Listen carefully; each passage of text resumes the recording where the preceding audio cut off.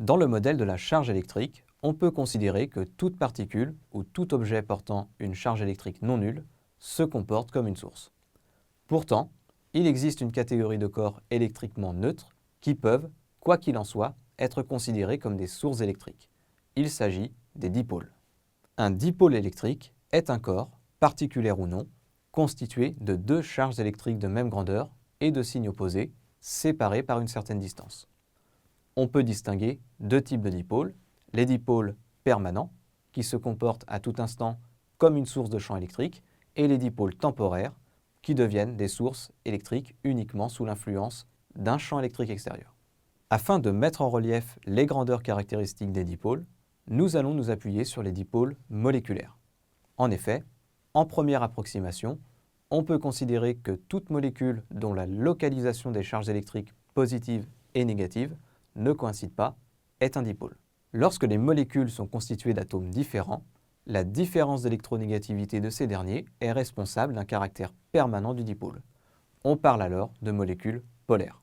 C'est le cas par exemple de l'eau et de la plupart des molécules organiques portant des groupes caractéristiques chimiques comme les alcools ou les cétones. On peut décrire physiquement un dipôle par l'intermédiaire d'une grandeur vectorielle appelée le moment dipolaire, noté vecteur P. Celui-ci se définit comme le produit de la valeur absolue de la charge Q mise en jeu de part et d'autre du dipôle par un vecteur distance petit d. Ce vecteur distance correspond au vecteur orienté de la charge négative vers la charge positive. Dans le cas où le dipôle est constitué d'une répartition de charge électrique, comme dans le cas de la molécule d'eau où chacun des atomes d'hydrogène porte une partie de la charge positive, ce vecteur correspond au vecteur orienté depuis le barycentre des charges négatives vers le barycentre des charges positives. Par analyse dimensionnelle, l'unité ici du moment dipolaire est le coulomb-mètre, mais cette unité n'est pas adaptée à l'ordre de grandeur obtenu dans le cas moléculaire. De manière usuelle, on préférera utiliser le debye de symbole grand D qui appartient au système d'unité CGS. Un debye étant équivalent à 3,24 fois 10 puissance moins 30 coulomb-mètre.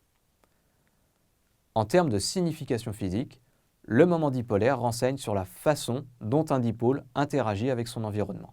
Nous allons voir par la suite qu'un dipôle source émet un champ électrique proportionnel au moment dipolaire et qu'un dipôle cible subit une force et un moment de force également proportionnel à ce moment dipolaire.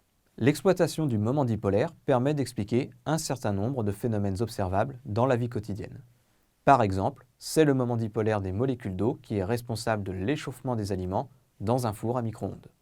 Le champ électrique variable émis par le four sera responsable des vibrations engendrées sur les molécules d'eau et donc de l'échauffement des aliments. De même, c'est le caractère polaire des molécules d'eau qui permet la bonne dissolution des cristaux de sel, qui sont aussi constitués de molécules polaires. A l'inverse, les huiles organiques sont constituées de molécules non polaires, d'où leur difficile mélange avec l'eau. Enfin, certaines molécules suffisamment longues ont la particularité de présenter à la fois une partie polaire et une partie non polaire. Celles-ci sont appelées molécules amphiphiles. La plus connue est celle constituant la plupart des savons. Chacune des deux parties est libre d'interagir avec les autres molécules, polaires ou non, présentes dans le milieu. De manière générale, la partie polaire interagit avec les molécules d'eau et la partie apolaire avec les graisses et les huiles.